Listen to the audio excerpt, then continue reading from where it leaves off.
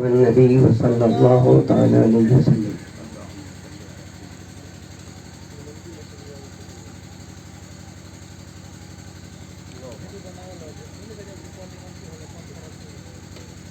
قال الله تعالى في شأن حبيبه إن الله وملائكته يصلون على النبي يا أيها الذين آمنوا صلوا عليه وسلموا تسليما. اللهم صل وسلم على محمد وعلى آل محمد كما تحب وترضى وتصلي عليه. صلاة وسلام عليك يا رسول الله، صلاة وسلام عليك يا حبيب الله. سبحان ربك رب العزة عما يصفون وسلام على المرسلين والحمد لله رب العالمين. بحق لا إله إلا الله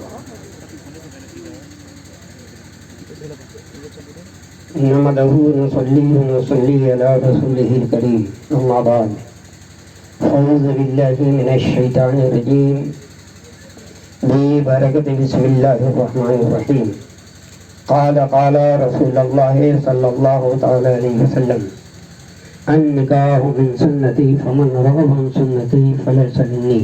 صدق اللہ العلی العظیم.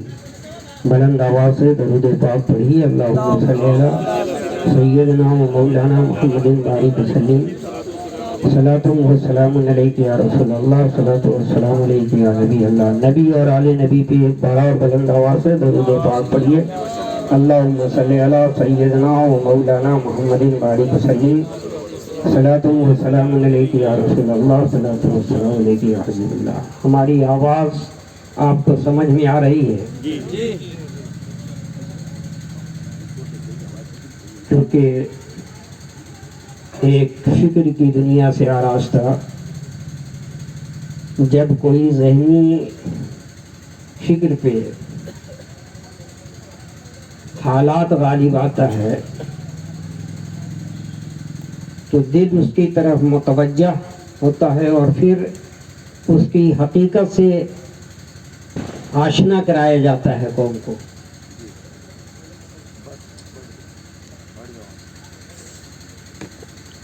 گو کہ یہ محفل کی مناسبت جو ہے وہ نکاح خوانی سے ہے، شادی سے ہے، شادی شادمانی سے ہے، خانہ آبادی سے ہے.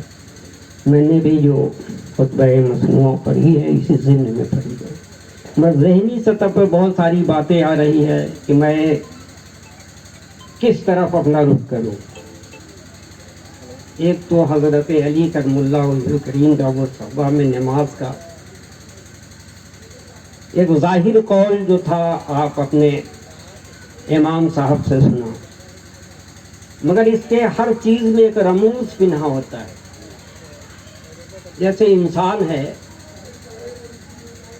مگر حقیقت اس کا تعلق جو دل سے ہے اور پھر دل کا تعلق روح سے ہے. جسم تو ایک ڈھانچہ ہے، اگر روح نکل جائے جسم سے، اگر نکل جاتی ہے تو ڈھانچہ کیا کرے گا، دل بیچارہ کیا کرے گا. تو اس طرح سے نماز اصل، پھر سورج کا غروب ہونا، پھر نکل کے آنا، پھر غروب ہونا. پھر جیسے کہ ابھی جناب کہ سنتے ہیں کہ محشر میں، اب اور کم آئیے، نہیں وہاں نہیں جانا چاہتا ہوں. میرے آقا علیہ السلام کا قول سماعت کرنا. آقا علیہ السلام نے آخری وقت میں جو حضرت علی اور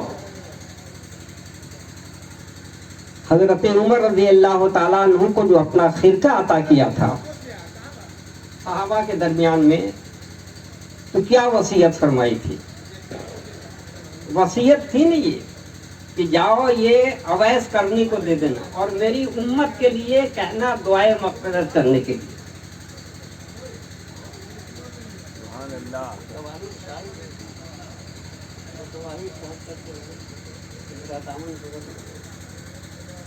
جب آقا علیہ السلام نے حکم دے دیا تو آپ کا ہر حکم ثابت ہے، اس پہ ایمان ہے. اور پھر حضرت اویس کرنی نے دعا فرمائی اور مغفرت بھی ہوئی، جس کے گواہ حضرت عمر خود. تو پھر یہاں شک کا کیا سوال ہے؟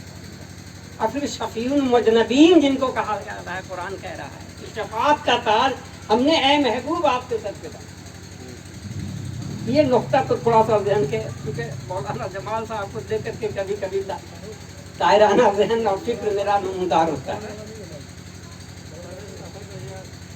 ایک جملہ میرا یاد رکھو، پھر میری تقریر سماعت فرماؤ، جو کہ میں نے لاڈلے بابو سے پوچھا تھا، اس کے گواہ جو ہے جناب بھی ہیں، کہ کتنی دیر تک، چونکہ آپ بانی محفل ہے اور آپ نے جب مدعو کیا ہے تب ہم لوگ آئے ہیں، نہیں اگر مدعو کرتے تو کون آتا؟ تو آپ کے حکم کی تائید کرنا یا آپ کے حکم پہ چلنا، کیونکہ آپ کے ساتھ کیا کیا مجبوریاں ہیں. ہم آ کر کے دن رات بھر تقریر کرتے رہے اور ماں حاصل کیا کہ قوم کو اس وقت کوئی فائدہ نہیں مل رہا تھا. جو پہلے تھی قوم کی حالت وہی حال. تو چونکہ میں تقریر اور تکرار کا قائل نہیں ہوں، ایک جملہ صرف سماعت رکھو میرا. آقا علیہ السلام جب اس خاکدان گیتی پہ آئے تو کیا آپ نے فرمایا؟ رب حبلی امتی. پھر وہی نبی جب شادی کر رہے ہیں تو اپنی امت کو یاد فرمایا یا نہیں فرمایا؟ تواریخ، جب تواریخ ہی خاموش ہیں تو چونکہ تواریخ یا حدیثیں پڑھ کے نہ بیان کی جاتی. غور طلب ہو، آقا علیہ السلام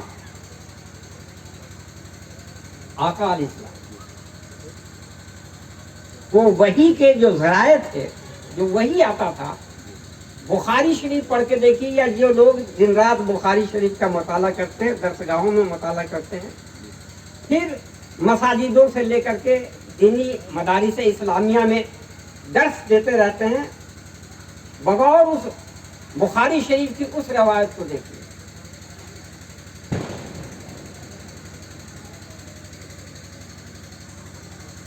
آقا علیہ السلام جب کبھی چلتے جاتے ٹہلتے تو ایک گھنٹی کی آواز نہیں تھی، جو بڑا ہی تکلیف دہ ہوتا.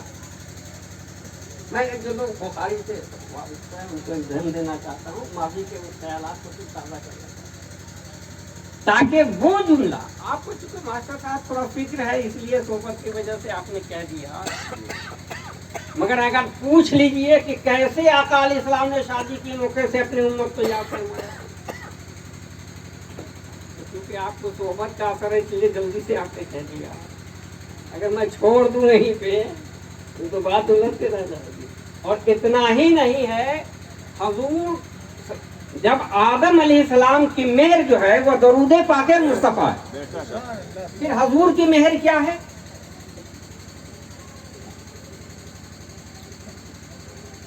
غیر مہر کی نکاح نہیں ہو سکتی، یا بغیر گواہان کے بھی نکاح نہیں ہو سکتی. یہ شرائط ہے نکاح کے. تو میں کیا کہہ رہا تھا کہ جو آپ کو وحی آتی تھی، کبھی گھنٹی کی آواز، کبھی غیبی آواز ملتی تھی، اور کبھی فرشتے بشکل انسان میں حاضر ہوتے تھے، اور کبھی خواب کی حاضر. بخاری شریف کی روایت میں آپ کو دے رہا ہوں. دیکھو تقریر، کیونکہ آپ لوگ سیدھے سادے ہیں، کچھ جملے سیدھے سادے میں آپ کو رکھوں گا. میں نہیں چاہتا کہ قوم کو اس لیے میں دینا چاہتا ہوں کہ پیغمبر اسلام کی زندگی، اصل زندگی، جیسے غور فرماؤ ابھی فی الوقت جیسے اتنے ذرائع سے آقا علیہ السلام کو وحی کا پیغام حاصل ہے. ہم بھی تو ان کی امت میں ہیں، ہم لوگ بھی تو ان کے طالب صادق میں ہیں، ہم لوگ بھی تو جانثار آن محمدی میں ہیں. تو ہم لوگوں کو بھی تب کچھ آقا علیہ السلام اپنی محبت کا وہ جز عطا کر دیں، تاکہ دل کی دنیا کشادہ ہو جائے. اور جب دل کی دنیا کشادہ ہو جائے گی تو پھر دل منور ہو جائے گا. پانی پلا. चलो एक नज्म जब तक सुन लो। रूह रोशन हो गई, रूह रोशन हो गई, तेरा तस्वुर हो गया।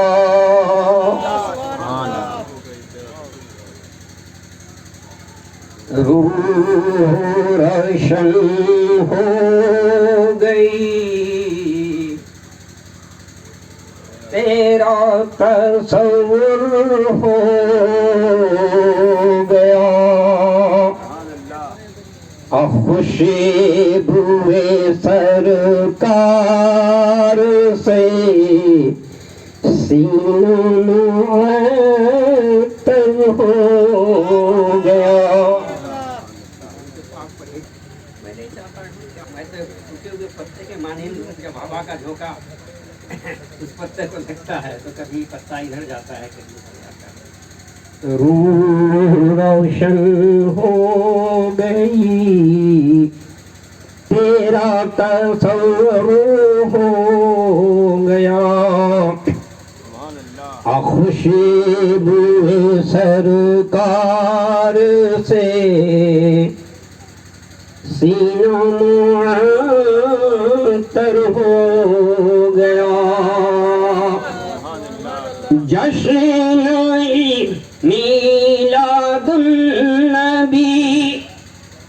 जश्न मीलादुन्नबी की दो जहां में धूम है। और आमद सरकार से काबा हो गया। आमद सरकार से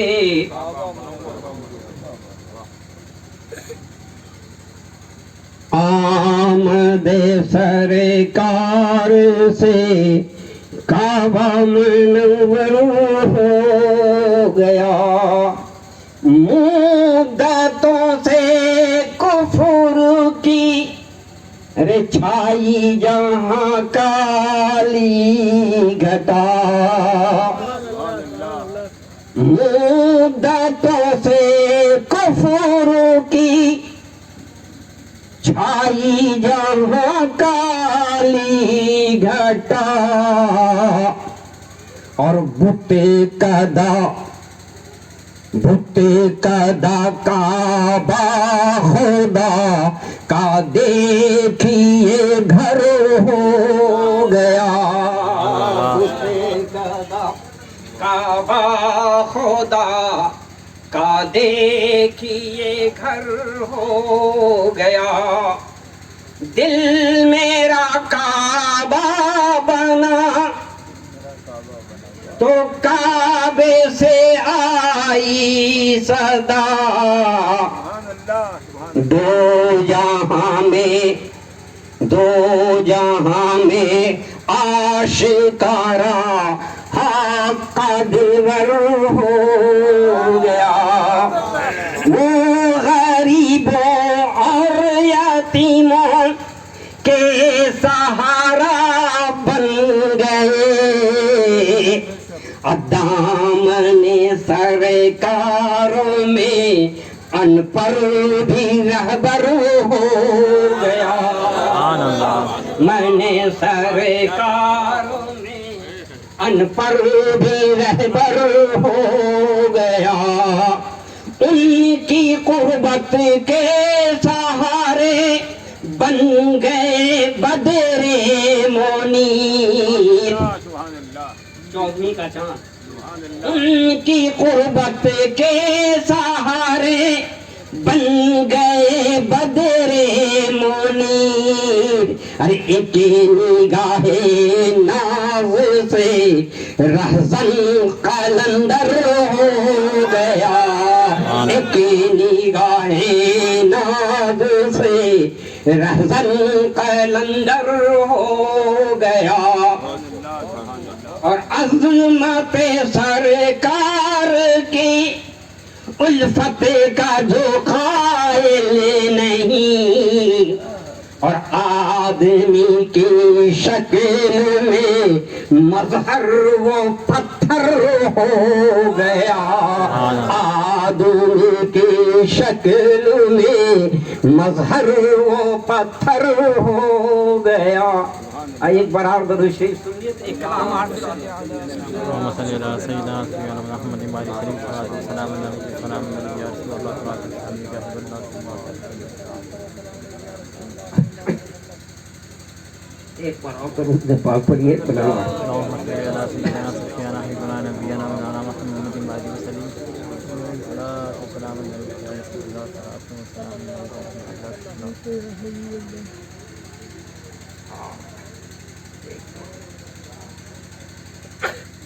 ذہن و فکر میں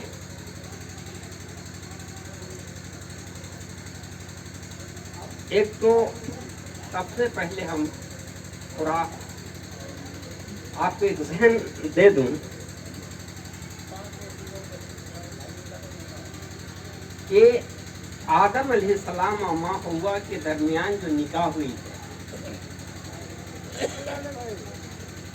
وہ نکاح حضرت جبریل نے پڑھائی، اس کی مہر، اور حضرت فخر الدین رازی قرآن مقدس کی تفسیر لکھتے ہیں مرج البحرین التقیان میں، یہ دو سمندروں کا ملاپ جو ہے، حضرت امام رازی لکھتے ہیں کہ علی اور فاطمہ کی شادی کر دی، اور یخرج ملہما اللؤلؤ والمرجان، یہ حسن اور حسین کا تذکرہ ہے۔ ادھر نہیں جانا چاہتا ہوں۔ اور پھر اللہ تعالیٰ نے، جیسے اللہ تعالیٰ نے حضرت جبریل کو بھیجا مصطفیٰ جان رحمت کی بارگاہ کہ جا کر کے میرے نبی کو پیغام سنا دیجئے کہ میں نے علی اور فاطمہ کی شادی عرش پہ کر دی۔ اب جب جبریل آئے تو آقا علیہ السلام کو سنایا، تو حضور صلی اللہ علیہ وسلم نے پوچھا، یہ جبریل بتاؤ کہ جو نکاح خوانی ہوئی ہے اس میں کون کون سے تھے؟ تو کہا کہ 40,000 فرشتوں کی جماعتیں تھے۔ اللہ اکبر! اور یہ اہتمام رب کائنات میں علی اور فاطمہ کی۔ اب علی اور فاطمہ کے لیے وہ ہم جملہ آپ کو لانا چاہتے ہیں، مہر کی رقم، کیونکہ یہ قوم کے لیے ایک ایسا یہ پیغام ہے جو پیغام، اور سب سے بڑی بات ہے، دیکھو جیسے قال رسول اللہ صلی اللہ تعالی علیہ وسلم النکاح ہے پر پیش ہے، ان نکاحیں نہیں ہیں یا ان نکاحوں نہیں ہیں،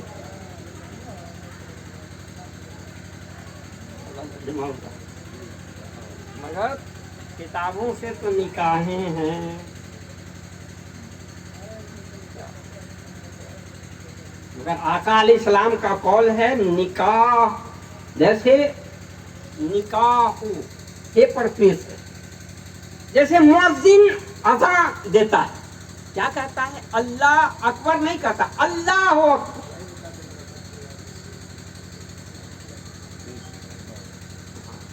پیش کیوں ہے؟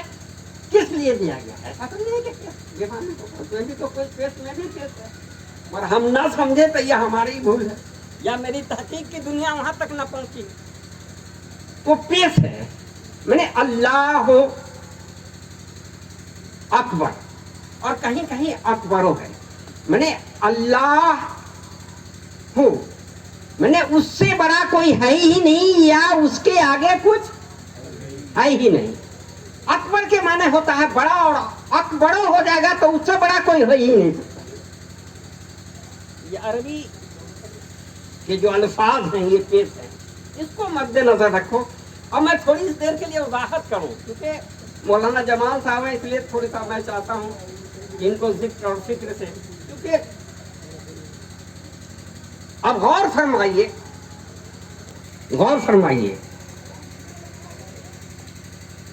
निकाह ये है बड़ी है पेश है निकाह सुन्नती।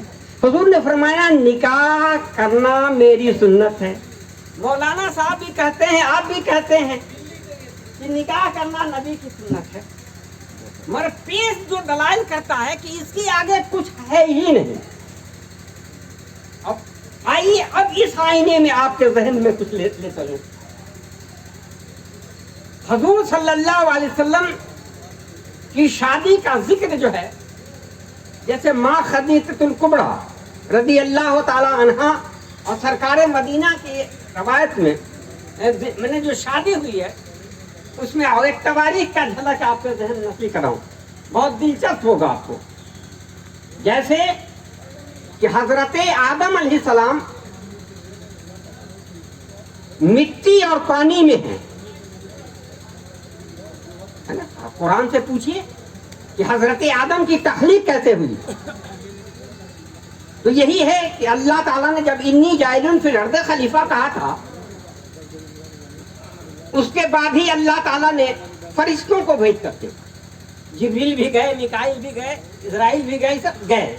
लास्ट आखिर में वो मिट्टी लाई गई, मिट्टी गूंधी गई, फिर कालिबी आदम तैयार हुआ। कालिबी आदम में रूह डाली गई, रूह डालने के बाद जैसे रूह डाली गई फरिश्तों से सौदा कराया गया। फिर दिल बस्तगी के लिए बाएं पहलू से माँ हव्वा को पैदा किया गया। देखो जिस वक्त पैदा किया गया उस वक्त निकाह नहीं हुई।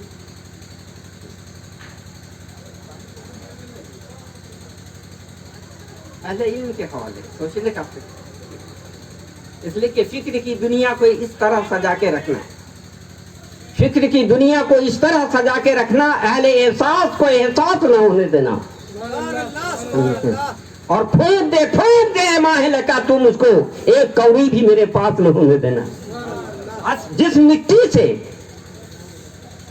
न आती हो अनल हक की सदा, जिस मिट्टी से न आती हो अनल हक की सदा, ऐसी मिट्टी पे कभी घास न होने देना, ऐसी मिट्टी पे कभी घास न होने देना। अल्लाह की तलवार निगाहों में चढ़ाकर मजहर, ला की तलवार निगाहों पे चढ़ाकर मजहर, नफ्स काफिर को कभी पास न होने देना, नफ्स काफिर को कभी पास न। नारे तकबीर, नारे तकबीर, नारे रिसालत, नारे रिसालत, मसलके आला हजरत, मसलके असलीत नबी। अच्छा चलिए मुख्तसर, मौलाना जमाल साहब, ये सब सारी बातें कुरान से साबित है कि आदम अलैहिस्सलाम का कैसे पुतला बना, रूह डाली गई, कैसे फरिश्ते आदम का सिलसिला चला। ये सारी बातें जब कुछ न था उस वक्त की बात मुझको मालूम है। फिर आदम अलैहिस्सलाम का कब्र कहाँ बना, तारे साबुन से बता। जब दुनिया भरी पड़ी हो,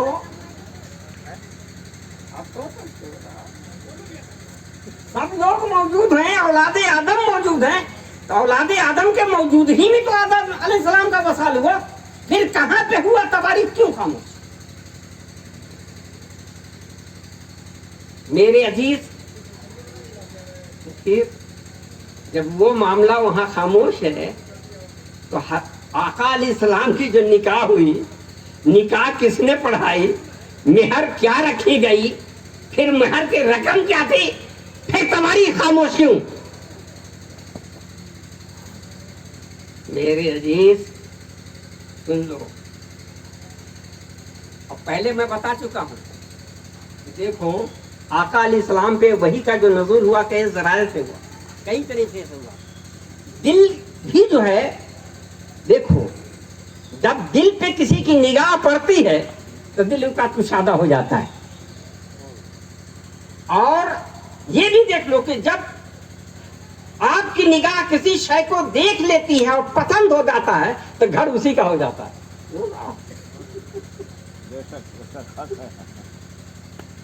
उसी के हवाले सब कुछ है, जिंदगी भी उसी के हवाले। ये मैं तो हदीसों का हवाला दे रहा हूँ, मौलाना जमाल साहब मौजूद हैं। हुजूर सल्लल्लाहु अलैहि वसल्लम के रिश्ते की पहल कैसे हुई, एक बात और एक जहन सुनने वाला भी आया।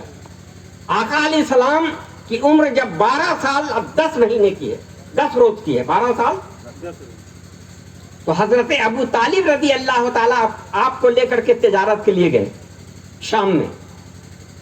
اور شام میں گئے تو وہاں کے جو عائب تھے، جو یہودی پیشوا تھے، ان لوگوں نے کیا کہا؟ ان لوگوں نے کیا کہا؟ یہ کون بچہ ہے؟ کہا میرا بھتیجا ہے. کیوں لے کے پھرتے ہیں؟ کیا ہے؟ یہ آنے والے وقت. تو کیا یہ بات حضرت ابو طالب رضی اللہ تعالیٰ عنہ نے سنی کہ نہیں سنی؟ اور متعدد رائبوں نے کہا، ایسا نہیں ہے کہ نہیں، جہاں جہاں قیام ہوا. تو بتاؤ میرے عزیز، ان عیسائیوں کے رہنما کو پتہ ہے میرے آقا کے بارے میں، اور اس دین محمدی کے ماننے والوں کو پتہ نہیں آقا کی زندگی کی شادی کیسے ہوئی ہے، نکاح کیسے ہوئی ہے، مہر میں کیا.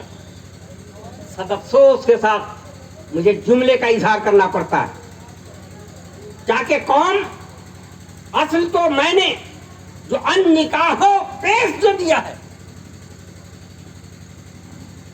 اس لیے کہ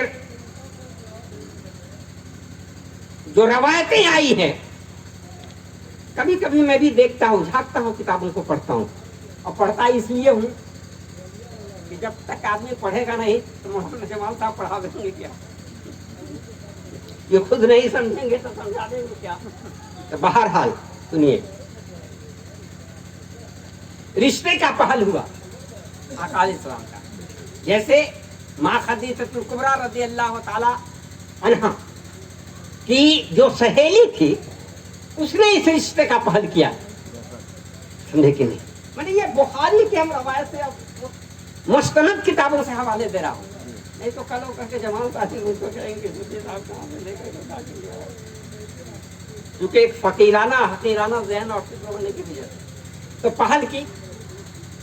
پھر حضور صلی اللہ علیہ وسلم نے اپنے چچا حضرت ابو طالب رضی اللہ تعالیٰ عنہ سے مشورہ لیا اس معاملے میں.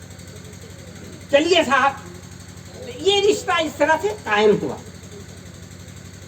ہوا. اب جمال صاحب آپ نقطے کی طرف آئیے. آپ ایک حیثیت قاضی کے، پہلے لڑکے سے اعزاز قبول کراتے ہیں یا لڑکی سے اجازت لیتے ہیں؟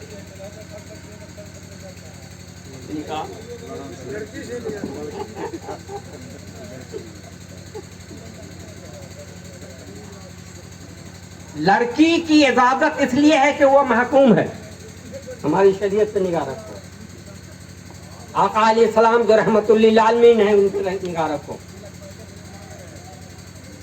ایسا نہ ہو کہ محکوم کے ساتھ زیادتی ہو جائے، اس لیے کہ نوشا جو ہوتا ہے نیا بادشاہ ہوتا ہے.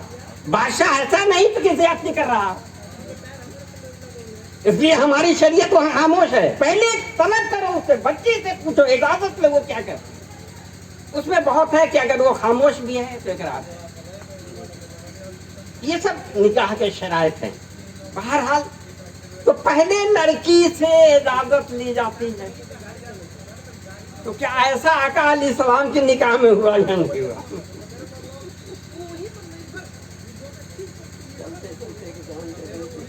میرے عزیز، آپ لوگ درسگاہوں سے لکھتے ہوئے ہیں. میرا تو ایک فقیرانہ زندگی ہے، کبھی نالی میں پڑھا رہتا ہوں اور کبھی ادھر چلاتا ہوں، کبھی ادھر چلاتا ہوں. تو یہ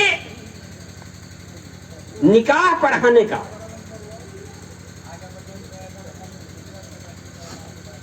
معاملہ جو آیا تو آپ کے چچا حضرت ابو طالب رضی اللہ تعالیٰ عنہ نکاح پڑھانے کے لیے تیار.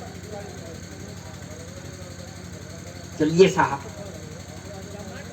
تو حضرت ابو طالب رضی اللہ تعالیٰ عنہ نے پوچھا کہ چونکہ جب ہوش مند لڑکا ہوتا ہے، دیکھو شادی جو ہوتی ہے تو دونوں ہوش مند ہوتا ہے.